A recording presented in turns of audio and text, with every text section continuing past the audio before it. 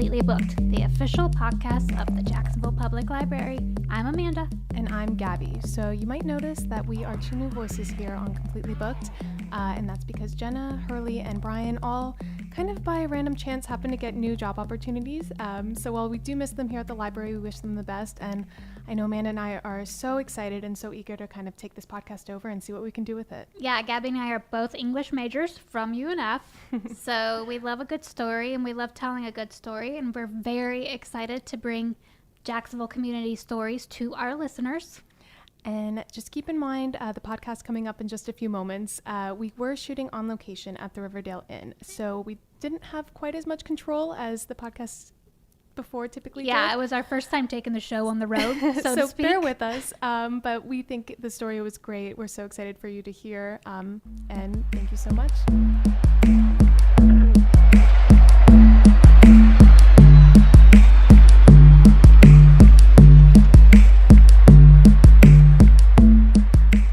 Today we're shooting on site at Riverdale Inn. If you know it, you most likely love it. If you don't know it, you've probably driven by it hundreds of times and wondered, what's the history with that house?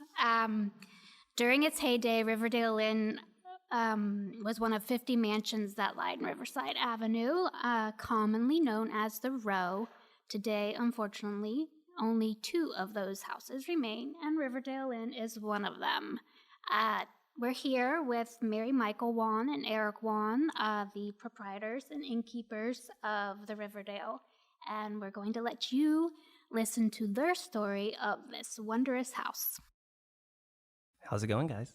Hi, welcome. Thank you so much for being here with us. Why don't you guys just dive a little bit into like the general history of the mansion, the neighborhood, just anything that you guys have heard over the years that the public might not know about it, or just in general if you've never heard of the house or the row. Sure.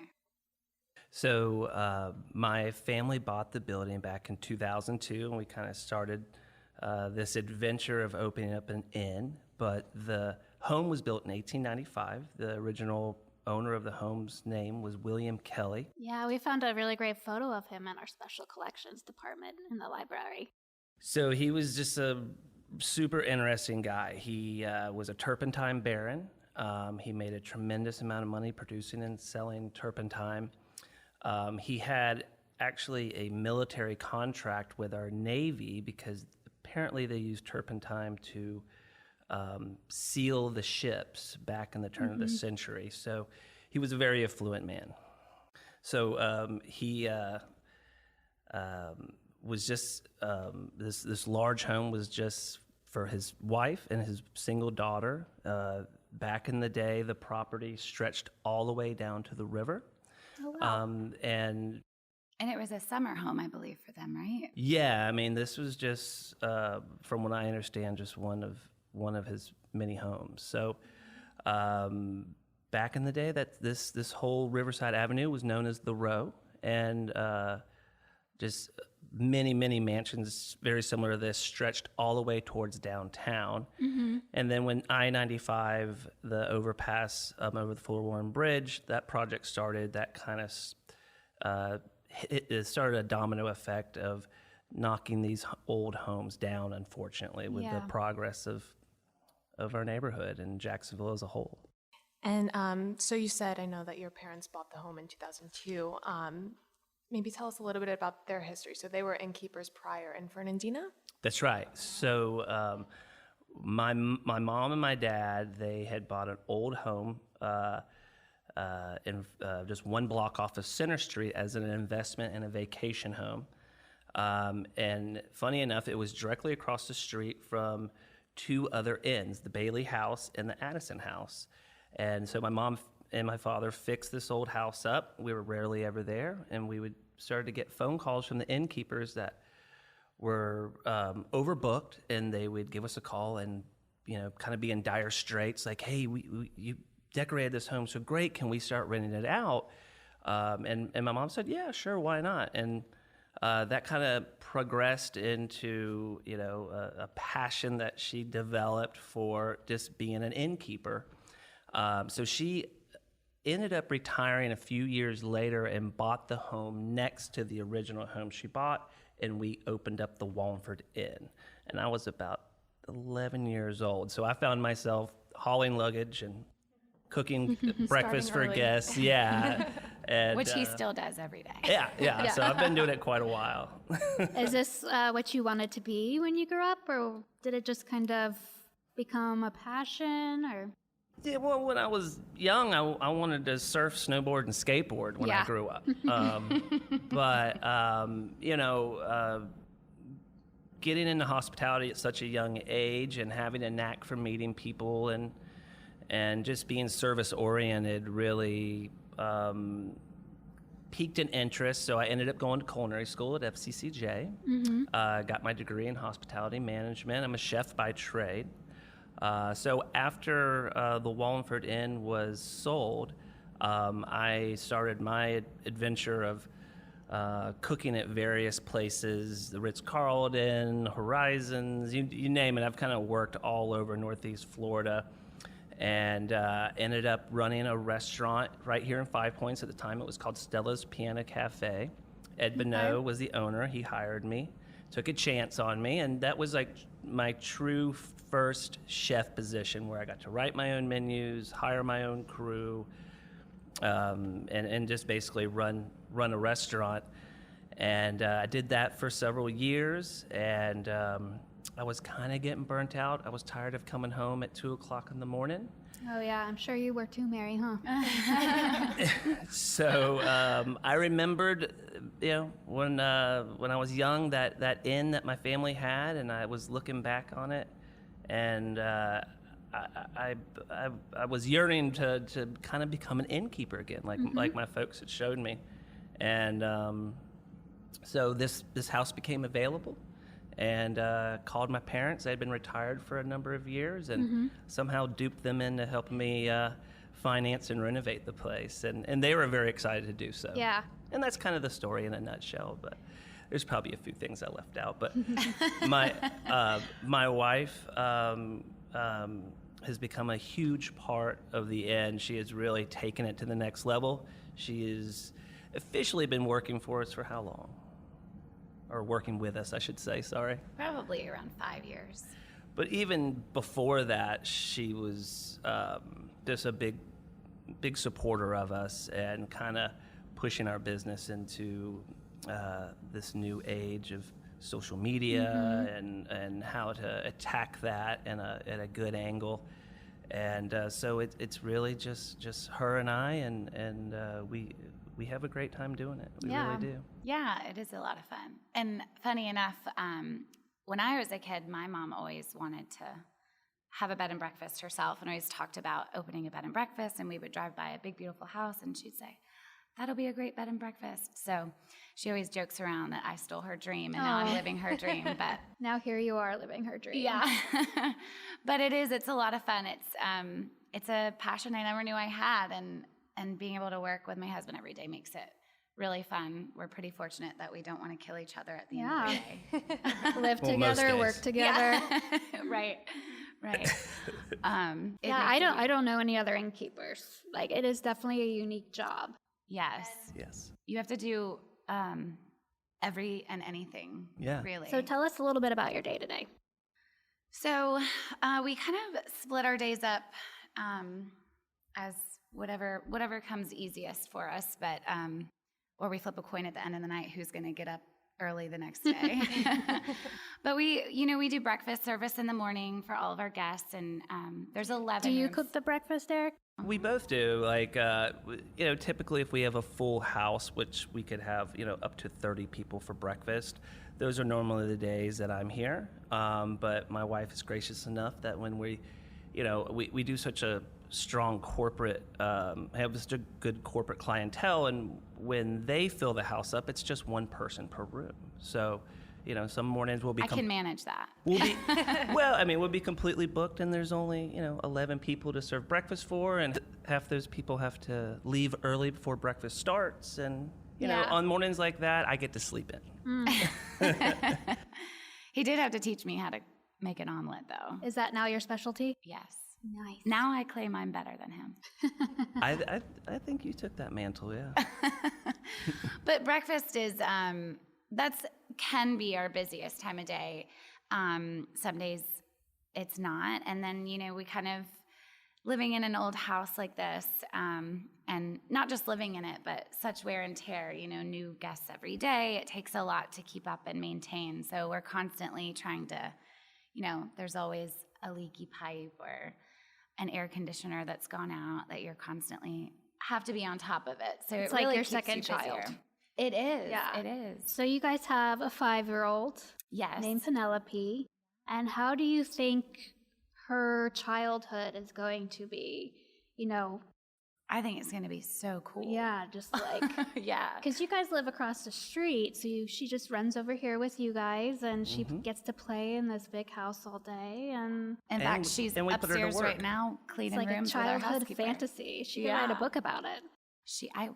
That would be my dream. The dream is being passed from your mom now to you and Penelope, and everybody's just going to adopt the innkeeper dream Yeah. from Yes. here on out. Now the history of Riverdale Inn begins. Yes. Well, I just find it interesting for her because when I was little, before my mom opened up her inn, my dad woke up in the morning and went somewhere and did something and somehow supported us. And I, is very Yeah. abstract. I didn't really understand at a young Right. age what it meant to, have a job and have responsibilities and all that stuff. And my daughter sees it every single day. She sees what we have to do to support our family. And I think she's going to have a really great view on what it takes to be an adult and to have responsibilities. Yeah, for sure.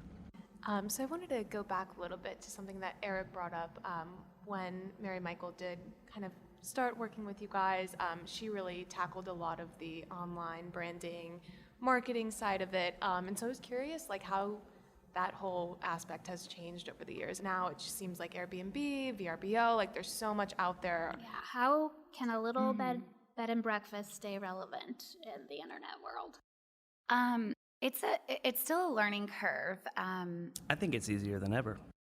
I think there's so many more outlets out there. I think the most important thing is to be on all of them, to be present in front of everybody, because everybody goes to a different portal for whatever reason. But Eric's father, Bob, he really did help us kind of spearhead getting us on all the booking sites like Expedia and Travelocity and all these third parties. And then I kind of helped transition that, and now we kind of spread out even more so to Airbnb, VRBO, and of course social media. But I think that we like to kind of look at ourselves more like a small hotel, like an inn, more so than a bed and breakfast. We try to offer a little more of the amenities you would get at a hotel. You don't have to share a bathroom down the hall, which is a big plus. Everybody's got their own private bathroom, and just little things that you don't necessarily always think about when it comes to a bed and breakfast. And so I think that kind of sets us apart from Airbnb nowadays. Right. And that's because it is a big, there's not a lot of rules set in stone for Airbnb yet. So there's a lot of gray area with kind of how that works. So we're just kind of taking it day by day. And Well, in the past with inns, when my mother opened the Wallford Inn, customers just had to kind of go on faith that you were offering a good product and a good service. Right. Nowadays, if you don't offer a good product and a service as an innkeeper, everybody knows about it that day. So. And it's good for us because we feel that we do offer a good service and a good product, and we kind of have the proof in the pudding with all of our customer reviews and everything. In the past, you could typically just give someone a bed and a breakfast, and Call it bed and breakfast. yeah, call it a bed and breakfast. Well, so I think if anybody out there who wants to open up an inn, it's definitely a lot of work. There's definitely a lot of hurdles to jump over with getting the property ready. But once you do that, if you offer a good product, people will know about it, and people love supporting small businesses. Nowadays, large hotel chains, it's just not very intimate. Right. They're not service-oriented as they once was. And I shouldn't say all of them, but a lot of them aren't. And if you want to go into a neighborhood or an area and you want to really know what that area is like, you should find a good inn and talk to that innkeeper because they know more than any concierge or front desk person's ever going to know because they live there, you know, and they deal with the people on a day-to-day basis. Right. Yeah, and I think, and we kind of touched on this before, that our proximity is kind of another thing that sets us apart right here in 5 Points. And, you know, when our guests say, where should we go to dinner? And we say, you should go to Bread and Board. I'm not just sending you there because it's close by. I'm sending you there because I go to dinner there once a week and I love it. And it's something that we really believe in. So being able to have the experience and be vested in what you actually like and pass that on to people coming through town because you're passionate about it it's a really cool thing to be able to do. Yeah. Absolutely. And you guys also hold a lot of events here as well, which is something, you know, because a lot of people that live here, they might not, you know, do staycations as often as they maybe should, but you guys hold teas a lot, weddings, things like that. So how is the event business like in Jacksonville?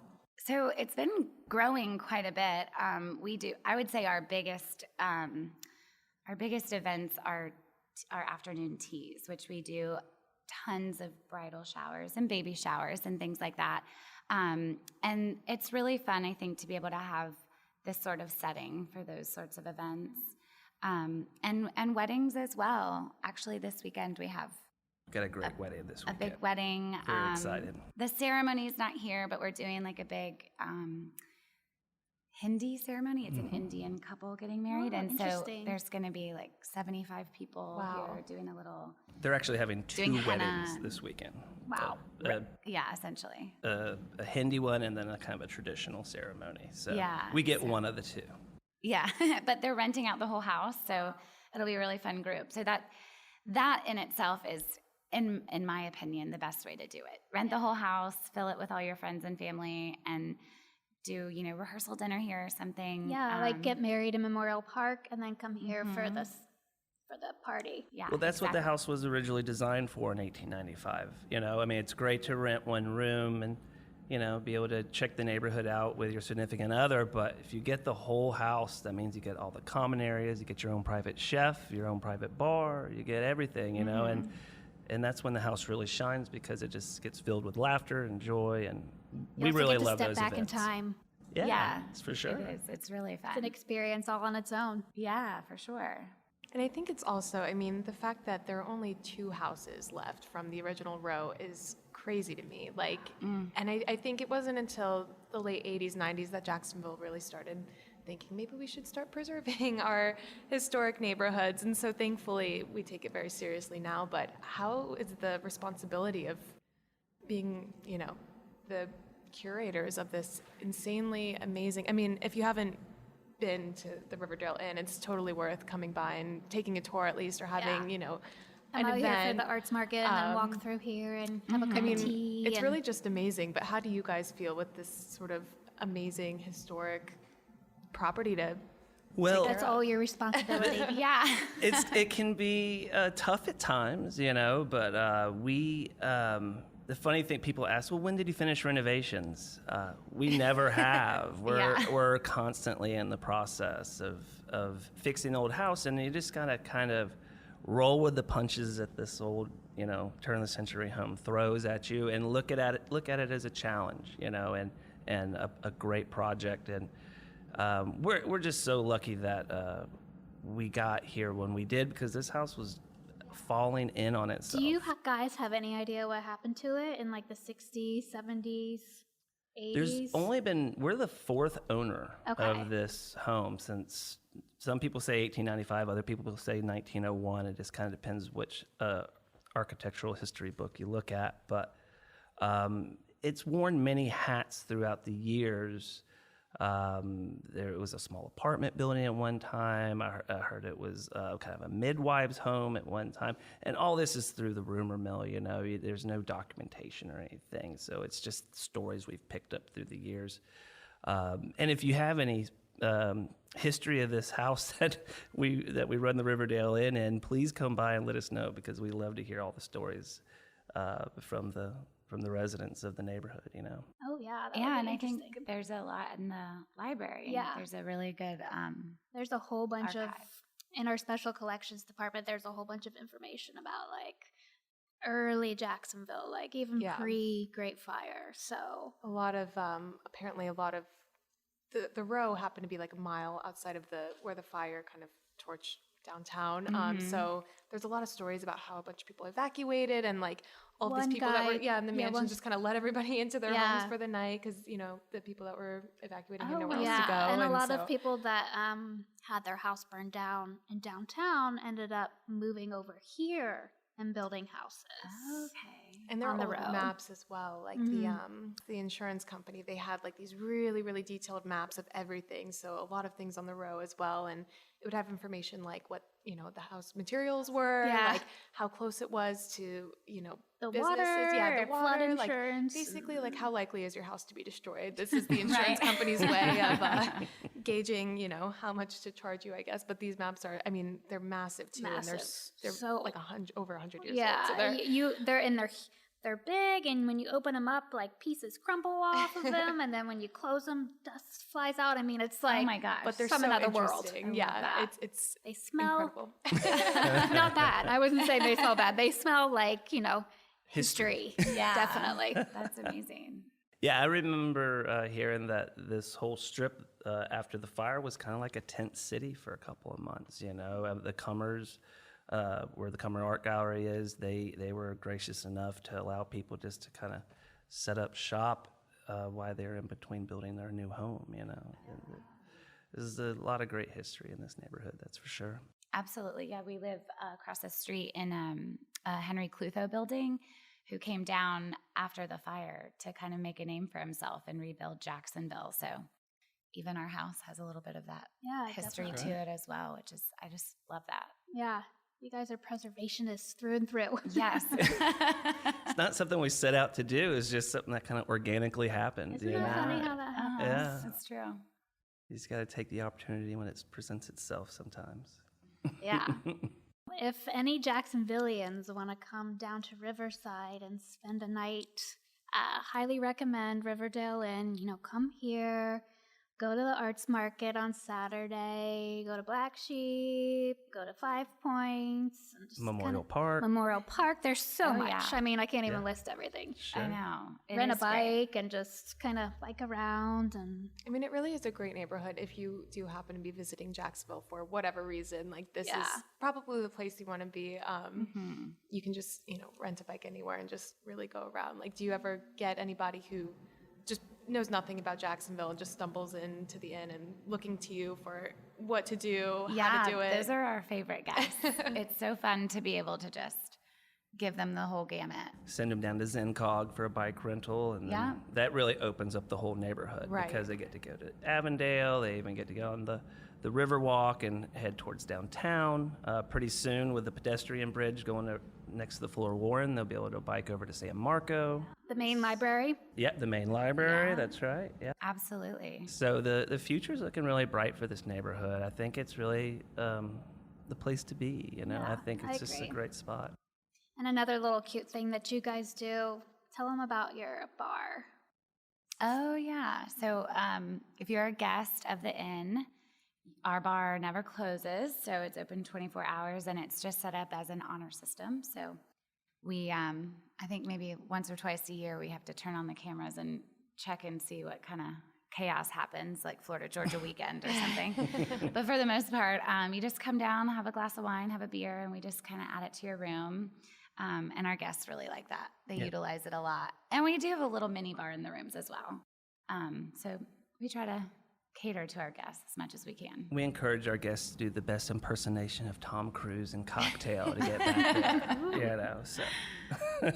That's listed as one of the amenities That's features right. on That's right. all the platforms. And we promise we won't post any of the videos.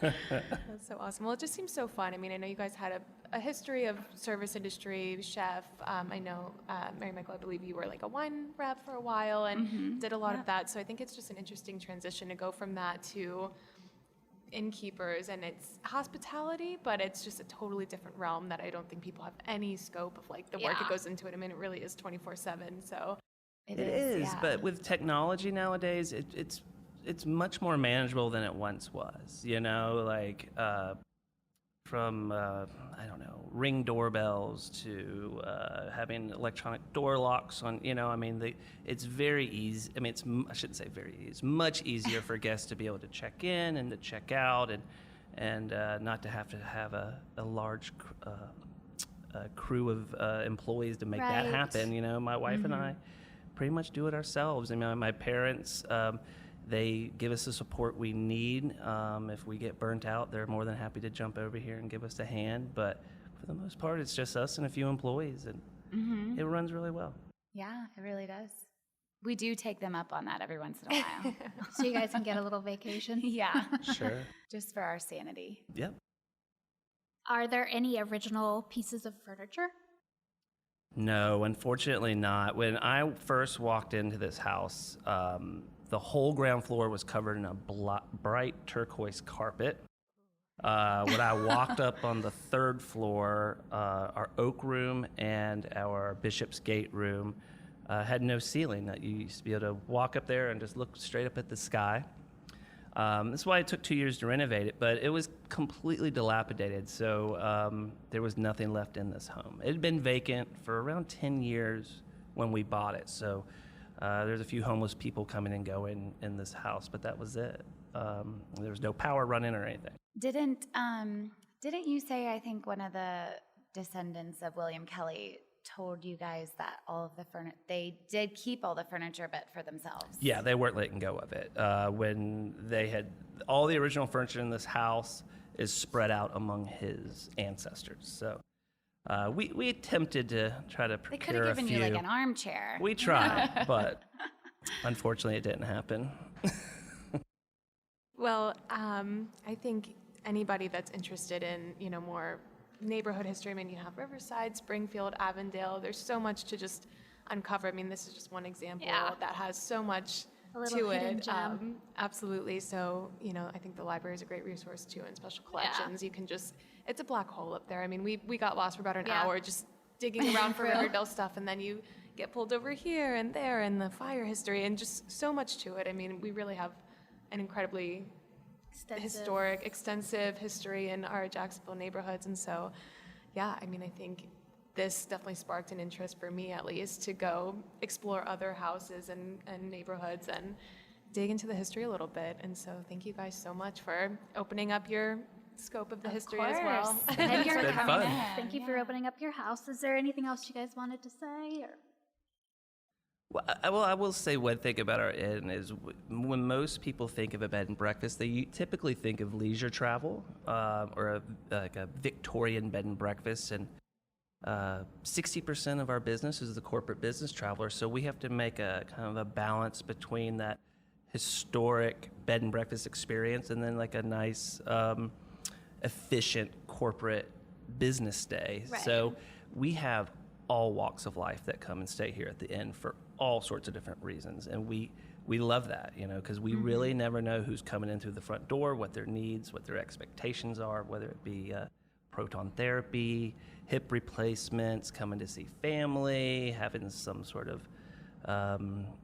something at the courthouse, or just coming here to check out our beautiful neighborhood. So we welcome everyone. Yeah, my aunt has actually stayed here. She came in from Los Angeles. This was probably like 3 years ago, and it was the first time I came here when you guys did a dinner service many years ago, but she stayed here, and I sat up in that room with her, and it was just wonderful. I was like, oh man, this is just such a little hidden gem, and Nobody knows about it, and people drive by and they're like, oh, that's an amazing house. Look at that architecture. And there's like a little, what's the house in the back? It's a carriage house. The carriage house. With like a very like unique roof. Yes, the double jerkin-headed style roof is what we are Flawless. told. Is what we were told it's called. And that wrap was very, they really wanted us to preserve that house for that reason. Apparently there's only a few left in the southeast. Like 2 or something. Yeah, so the house was, that house, if this house was bad, the carriage house was even worse. And honestly, we were trying to convince RAP to allow us to condemn it because it just was so bad. But they said no, and we worked with our contractors, and we're so glad they made us preserve the house because it's a big part of our business. Yeah. And, so those are actually rooms out there that you can stay in? We have 2 rooms on the ground floor, and then we have a full apartment on the 2nd floor. And how many rooms are in the Riverdale Inn? 11. 11. And plenty of room for event space, and we do all sorts of types of events. So whether it be afternoon teas, rehearsal dinners, you name it, we do it. So neat. I know. I feel like people are always so eager to explore and discover other places, but right here in your own town, you could go on endlessly. So I definitely encourage you to research into historic neighborhoods a little bit, check out the Riverdale Inn, check out all of these amazing old homes, Springfield Tour of Homes, all of those events. Just do it. They're pretty just do it. fascinating. Yeah. So thank you guys Yeah, so much. thank you, Mary, Michael, and Eric. You're very welcome. Thank you, ladies. Yeah, it was fun talking to you guys.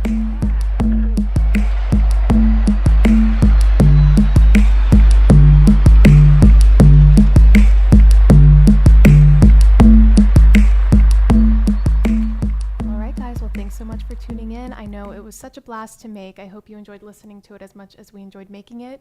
If you did enjoy it, please go leave a comment or a review on the podcast app and let us know how we're doing. It would mean the world to us. And also, if you want to connect with us on Facebook, Twitter, Instagram, we're on all those platforms at Jack's Library. Let us know your favorite historic spots in Jacksonville that you like to hang out, and we might pick our favorite and feature it on next week's podcast. Yeah, definitely. And we're always looking for new podcast content. So if you think you have a good story to tell, please reach out to us on our social media pages as well and let us know. Awesome. Thank you guys so much. And until the next podcast,